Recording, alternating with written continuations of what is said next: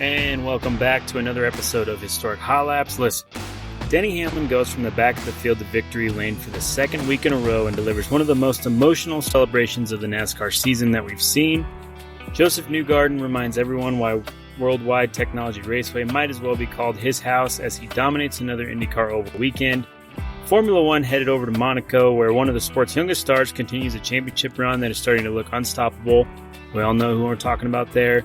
We've also got some major IndyCar news, including some contract extensions, some Arrow McLaren management shakeups, retirement of one of the most respected officials in the paddock. Plus, we'll recap all the action from the World of Outlaws and High Limit series this last week as well. Later in the show, we'll tell a story of one of the motorsport's greatest unanswered questions, the life, career, and tragic loss of Gonzalo Rodríguez, a driver many believed was destined for stardom before a heartbreaking accident changed everything. All that and more coming up right now on Historic Hot Laps. Well, if there was any doubt of who the king of World Wide Technology Raceway is, Josef Newgarden just reminded everybody.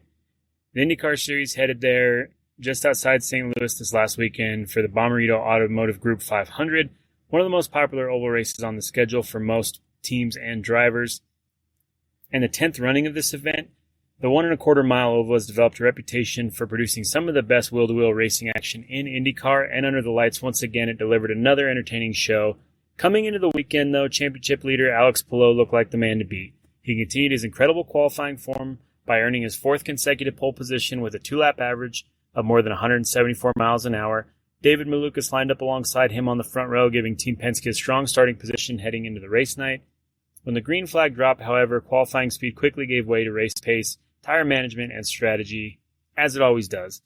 As the race settled in, several contenders emerged. Palou, he spent time near the front. Malukas looked competitive early, and Penske cars once again showed tremendous speed on the short oval.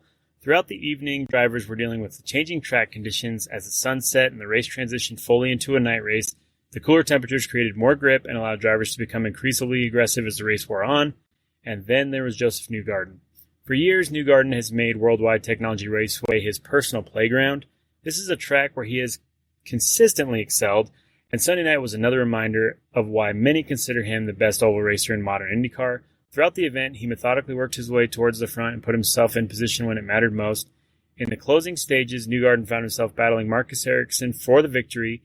Ericsson was searching for his first win of the season and gave Newgarden everything he could handle, but once again, the Team Penske driver proved nearly unbeatable at Gateway.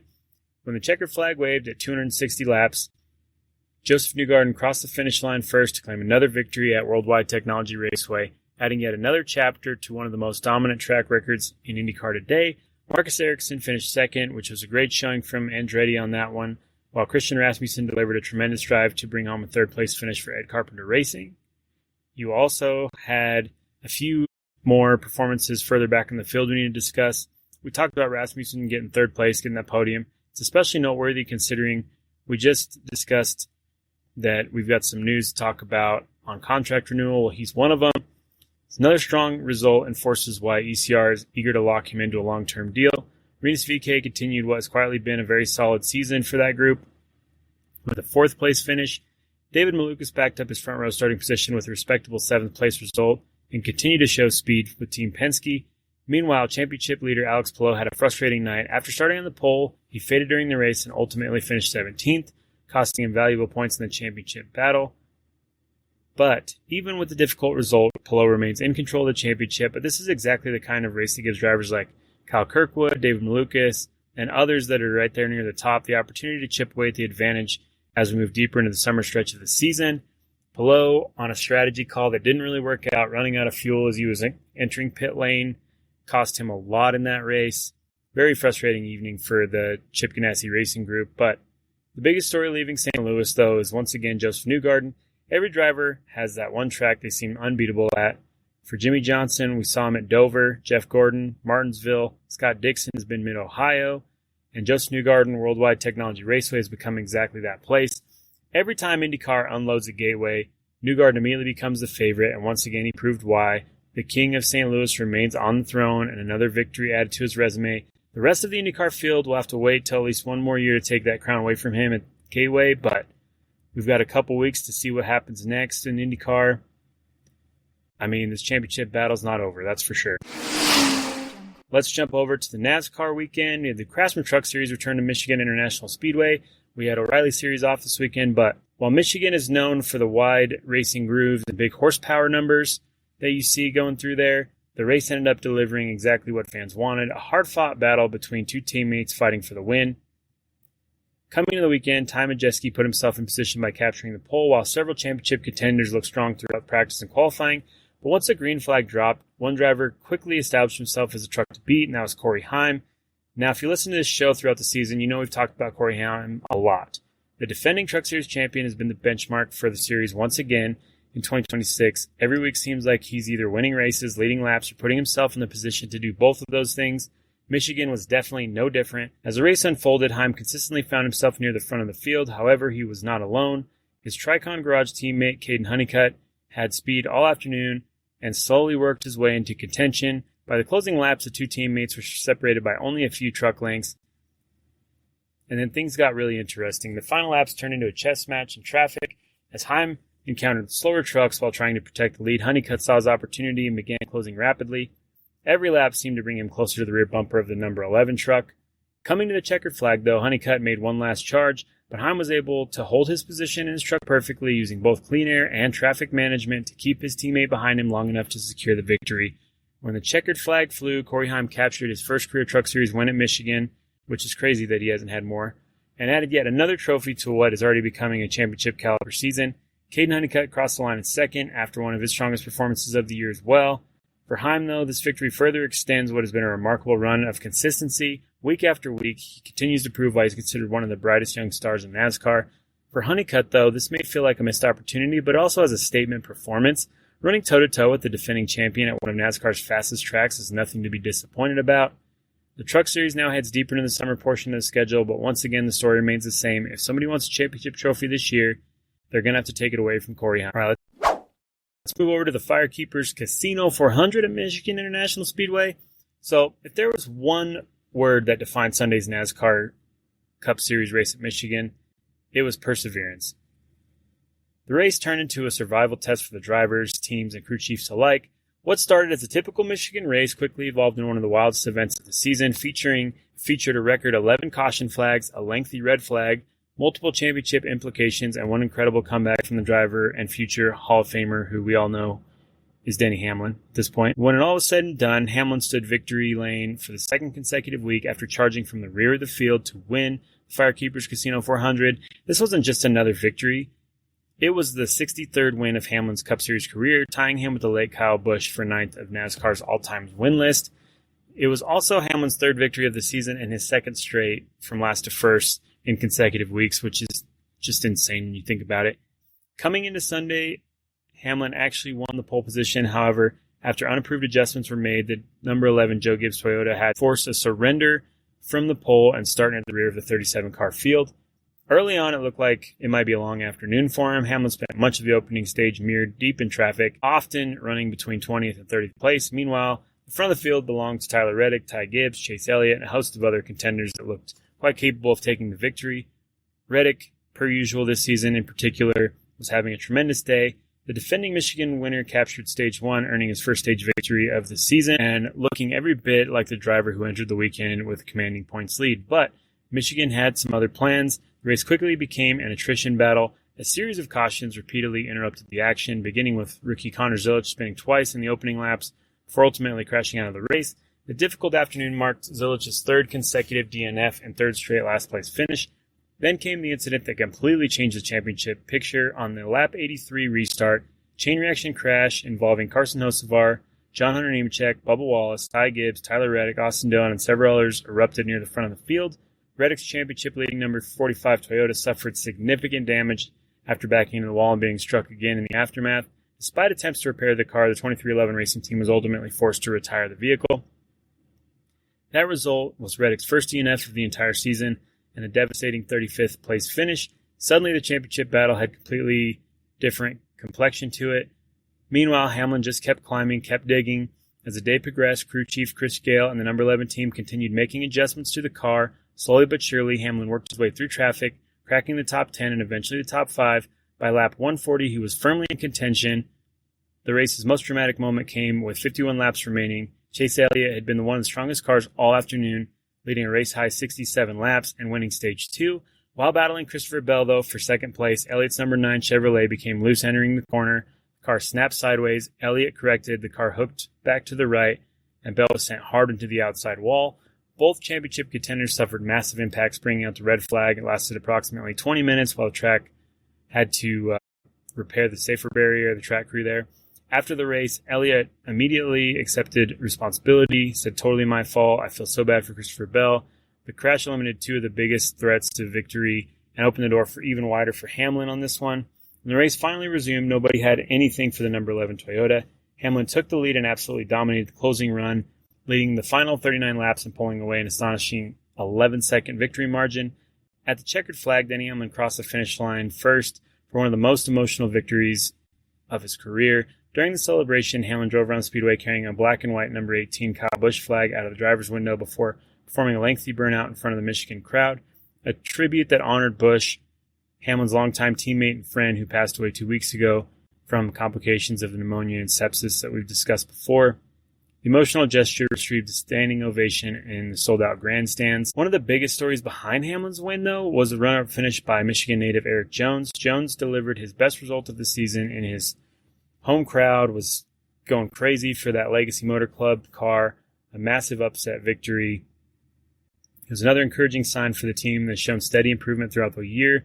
Bubba Wallace continued a strong stretch with a third-place finish at 23XI Racing, while Carson Hocevar added another impressive performance in front of the home state fans with a fifth-place effort. Most importantly, though, the championship battle tightened dramatically. Reddick entered Michigan with a 97-point lead over Hamlin. He now leaves with that advantage cut nearly in half. Only 51 points separate the 2 drivers with 11 races remaining before the regular season championship is decided. The NASCAR Cup Series now heads to Pocono, where Chase Briscoe returns as the defending race winner there.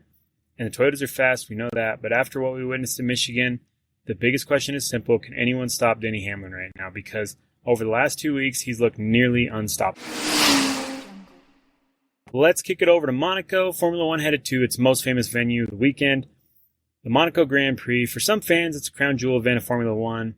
For others, it's a race that survives almost entirely on tradition and prestige. Generally, my personal opinion, this is somewhat of a boring race. I love the Monaco layout, but it's usually pretty boring, right? Not a lot of passing zones and things like that. Regardless of where you stand on Monaco, though, there's no denying the winning on the streets of Monte Carlo still means something special.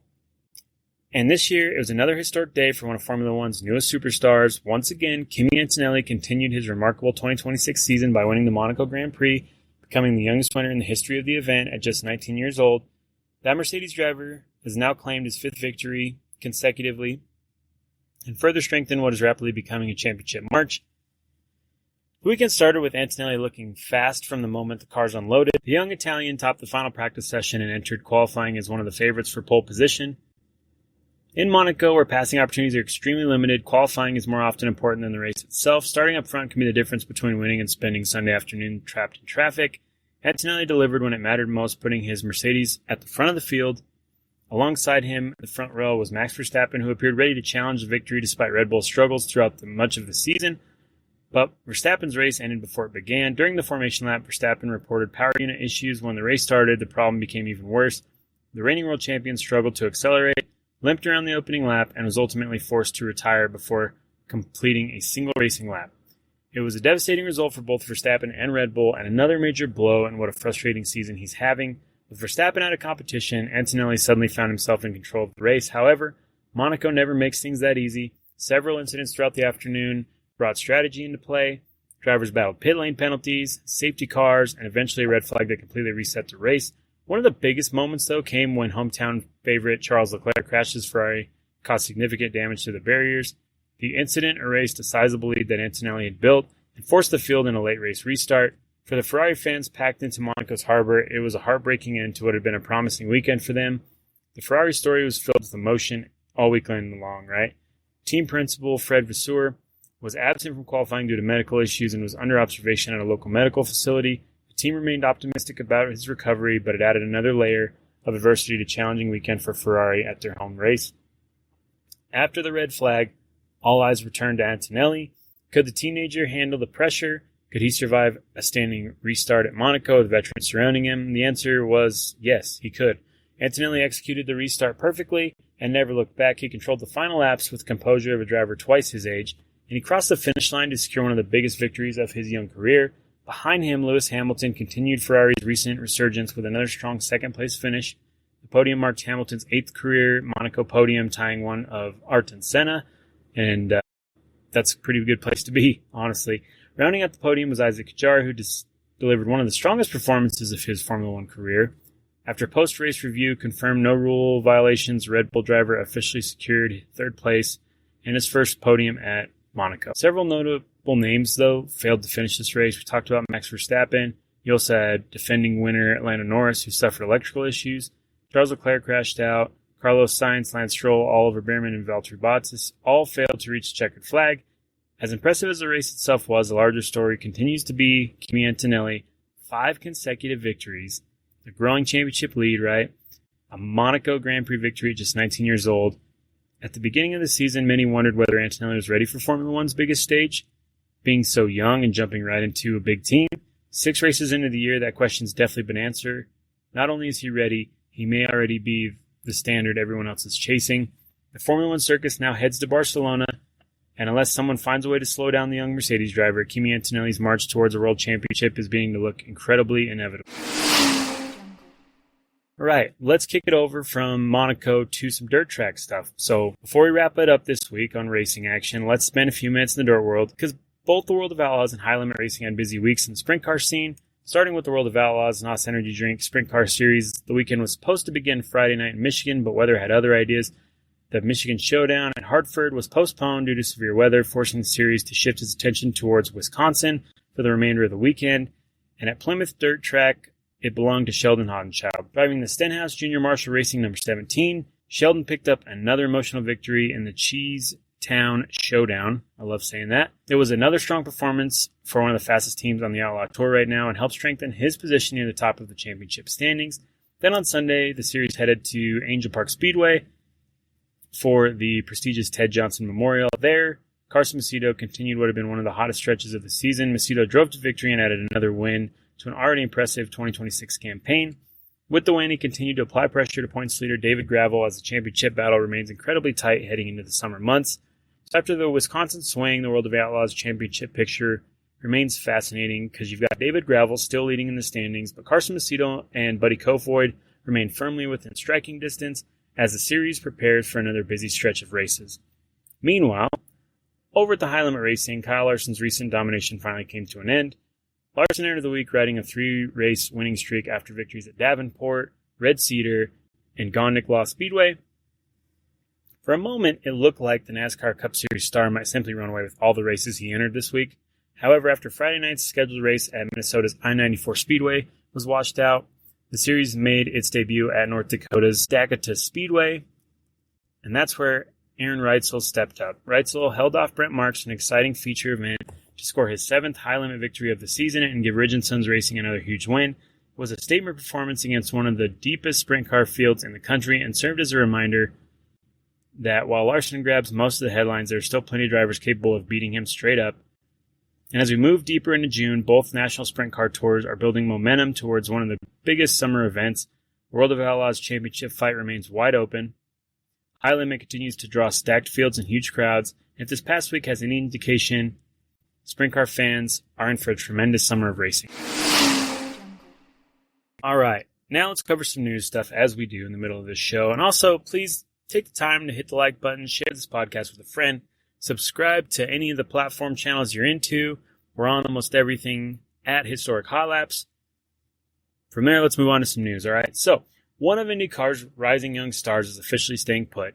Ed Carpenter Racing announced this week that Christian Rasmussen has signed a multi-year contract extension that will keep him in that number 21 Chevrolet through at least the 2027 season and probably beyond. For ECR, this is a significant move because Rasmussen has quickly become one of the team's cornerstone drivers. Danish driver first joined the organization after winning the 2023 Indy NXT Championship and has spent his entire IndyCar career with Ed Carpenter Racing. The biggest breakthrough came in 2025 when Rasmussen scored his first IndyCar victory at the Milwaukee Mile, giving ECR its first win with the young driver and validating the team's long-term investment in his development. What makes the extension interesting, though, is that it shows ECR is betting on continuity.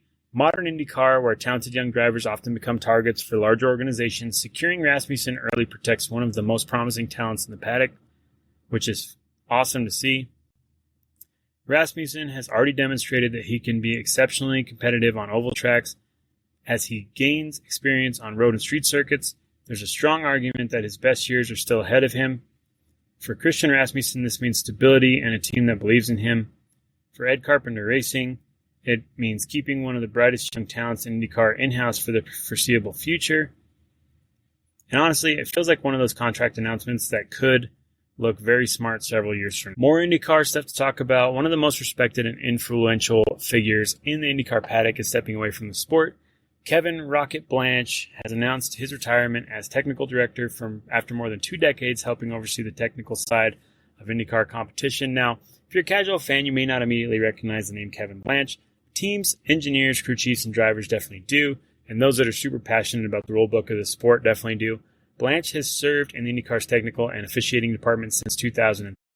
Became one of the key figures responsible for ensuring cars complied with technical regulations, safety standards, and competition rules. Before joining the series, he worked as a crew chief with Panther Racing. We've talked about Panther before, one of my favorites, giving him valuable experience from the team side of the garage before moving to officiating. His retirement marks the end of an incredible run that included 555 consecutive IndyCar races in an officiating role. Think about that for just a moment. Over 2 decades of race weekends, inspections, technical reviews, and helping maintain the integrity of this championship. The technical department often operates behind the scenes, but it's one of the most important parts of any racing series. Fans want close competition, teams want consistent rule enforcement, and safety has to remain the top priority. Those responsibilities largely fell under Blanche's watch. As IndyCar continues to grow under Fox and enters a new area of popularity, Kevin Blanche leaves behind a legacy of professionalism and consistency that helped shape modern IndyCar series as we know it. It's one of those retirements that may not make national headlines, but inside the paddock, this is a huge, significant change. And with that, thank you, Rocket, for all your years of service and keeping everybody straight. We can't stop with IndyCar news this week because Arrow McLaren has added a familiar and highly respected name to its leadership group. The team announced that 2012 IndyCar Series champion and 2014 Indy 500 winner Ryan Hunter-Reay will serve as sporting director for the Arrow McLaren IndyCar program. This move feels more like a natural progression for both sides, though. Hunter-Reay already spent the month of May with Arrow McLaren as a driver of the team's 4th Indianapolis 500 entry and has reportedly been embedded with the organization throughout much of the 2026 season. The sporting director role is an important one because it serves as a bridge between drivers, engineers, management, and race operations. It requires someone who understands not only how to drive a race car, but also how to manage the personalities of the team, the dynamics of the team, strategy, the performance, all the stuff under the sun, right? Hunter-Reay certainly checks all those boxes. Over his IndyCar career, he has accumulated 18 victories, an IndyCar championship, an Indy 500 win, nearly 2 decades of experience competing at the highest level of American open-wheel racing. What's particularly interesting is that he fills a role previously occupied by Tony Kanaan before Kanaan moved into the position of team principal. In many ways, this keeps another veteran champion involved in guiding the team's younger drivers and helping them shape the future of the organization. For Arrow McLaren, this is about adding experience. For Ryan Hunter-Reay, it's an opportunity to remain deeply involved in IndyCar while transitioning towards the management side of the sport, which he's talked about wanting to do for a long time. And if you're an Arrow McLaren fan, having someone with a championship ring and a Borg-Warner trophy helping guide the program is probably a pretty comforting thought. All right, as we close out today's episode, we're taking a look back at one of the most talented drivers many modern racing fans have never even heard of. A driver whose story is filled with determination, incredible talent, and one of the most heartbreaking what-ifs in motorsport's history. This is going to be the story and profile of Gonzalo Rodríguez. Known to friends and family as Gonchi, Gonzalo Rodríguez Bongo was born January 22nd, 1971. I'm going to apologize if I butchered that last name. Don't have the accent for it clearly. But he was born in Montevideo, Uruguay. At the time when Uruguay had virtually no pathway into international motorsports, Rodríguez dreamed of becoming a professional racing driver. Like so many great drivers, his journey began in karting. He started racing karts as a teenager and quickly developed a reputation for fearless speed and exceptional car control. But unlike drivers coming from Italy, Great Britain, Germany, or France, Rodríguez had very few opportunities available to him at home. Every step of his career would require enormous sacrifice, persistence, and fundraising. As he progressed through Formula Ford and Formula 3 competition, it became clear that he possessed genuine international-level talent The challenge wasn't proving he wasn't fast enough. The challenge was finding the money to continue to race, which so many drivers battle throughout their career. This little sidebar there. But throughout the early and mid-1900s, Rodríguez chased opportunities across Europe, often living far from home and operating with far fewer resources than many of his competitors. Yet every time he got an opportunity, he seemed to maximize on it. By 1997, he reached International Formula 3000, the premier feeder series to Formula One at the time. To put that in perspective, Formula 3000 was where many future Formula One stars developed their careers. The grid included drivers who eventually would race in Formula One, kart, IndyCar, and sports cars around the world. Making it to Formula 3000 alone was an achievement. But Gonzalo wasn't there just to participate, he was there to win. His breakthrough came in 1998, driving for Astra Omega. That season, Rodríguez captured victories at Spa, at the Nürburgring. Those wins made him the first Uruguayan driver to win a Formula 3000 race and establish him as one of the top young talents in international motorsports. He ultimately finished third in the championship. One of the names he battled against regularly, a young Colombian driver named Juan Pablo Montoya. The same Juan Pablo who would go on to become a kart champion, an Indy 500 winner, a Monaco Grand Prix winner, and one of the most successful drivers of his generation. Rodríguez was racing wheel-to-wheel with that level of talent, of competition, and often beating them. Then came 1999, and 1999 was shaping up to be a season that changed everything. Driving once again for Astra Omega in Formula 3000, Rodríguez took arguably the biggest victory of his career when he won at Monaco. For any aspiring open-wheel driver, winning at Monaco instantly gets attention. The motorsports world took notice. We just talked about Monaco in this episode for this race weekend. This kind of ties it all together for us, but Formula One teams were watching, kart teams were watching, Roger Penske's watching. By the middle of 1999, Team Penske gave Rodríguez an opportunity to test and eventually race in the kart championship. At the time, kart represented some of the best open-wheel racing in the world. The series featured stars like Alex Zanardi, Joe DeFerrin, Michael Andretti, Jimmy Vasser, Dario Franchitti, Paul Tracy, shout out, and Juan Pablo Montoya. For a young driver to establish himself internationally, this was the opportunity he had spent his entire life chasing. His kart debut came at Detroit in 1999. Driving for Team Penske, Rodríguez qualified 16th and he finished 12th. It wasn't a headline-grabbing result, but inside the paddock, people noticed his speed and professionalism behind the wheel. He even scored a championship point for his first kart start. More importantly, many people believed it was only the beginning. He was still competing in Formula 3000 while simultaneously building a future in kart. At just 28 years old, Rodríguez appears to be standing in the doorway of a major international racing career. Then came September 11th, 1999, Laguna Seca. One of the most iconic road courses in North America, Rodríguez was participating in a practice what would have been his only second kart race. Late in the session, he approached the famous corkscrew section of the track, and something went wrong. The Penske Lola failed to slow sufficiently before entering the corner. The car traveled through the gravel trap at a tremendous speed before striking a tire barrier and then a concrete wall behind it. The impact launched the car over the barrier. Rodríguez suffered catastrophic head and neck injuries and was pronounced dead later that morning. He was just 28 years old at the time. Initially, there was speculation that a stuck throttle may have caused the accident. However, preliminary investigations later found no evidence that the throttle system had malfunctioned. The exact sequence of events has remained a subject of discussion for many decades, but investigators found no conclusion or proof of a stuck accelerator. The tragedy sent shockwaves throughout the racing community. Team Penske immediately withdrew its cars from the event out of respect for Rodríguez and his family. Drivers, teams, and fans across the paddock struggled to process what had happened. What makes the story even more heartbreaking is what was still ahead of him, right? Rodríguez wasn't a veteran nearing retirement. He wasn't a driver whose best days were behind him. He was just beginning his career. Many in the sport believed he had the talent to become a kart race winner and possibly much more. Years later, fellow racers and fans would continue to speculate about what his future might have looked like. Some believed the Formula One was still a possibility. Others believed he could have become a major star in kart during the early 2000s. The unfortunate part is we'll never know.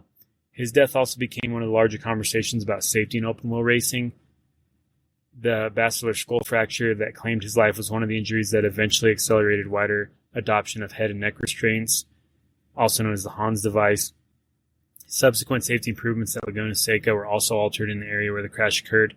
Today, though, Gonzalo Rodríguez remains one of the most beloved figures in Uruguayan motorsports history. To many fans of Uruguay, he is not simply remembered as a driver who died too young. He is remembered as a national hero who proved that a kid from Montevideo could compete with the best drivers in the world. His career statistics only tell part of the story, with 3 Formula 3000 victories, a Monaco winner, third in Formula 3000 championship twice, a driver for Penske, a rising international star. But perhaps one of the most important statistics that we'll never know is how many races could he have won. Like, we'll just never know that, right? How many championships could he have won? Or could he have fought for? I mean, we just don't know.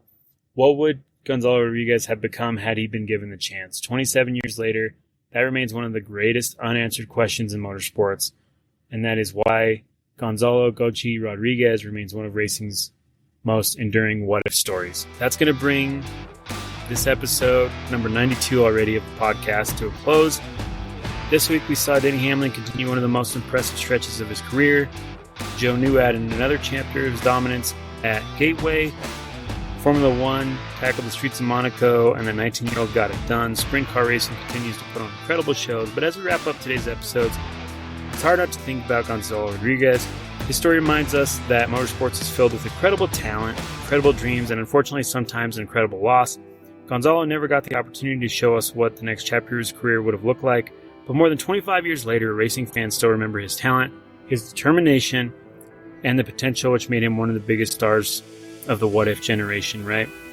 That's part of why we love the history side of this sport. It's not just about statistics and trophies. It's about the people, the stories, the legacies that continue long after the checkered flag falls. As always, thank you for spending part of your week with us. If you enjoyed this episode, please make sure to subscribe, follow, and share Historic Highlights with your fellow racing fans. It helps us continue bringing the latest racing news, race recaps, working on some interview stuff coming up, and motorsports history every single week.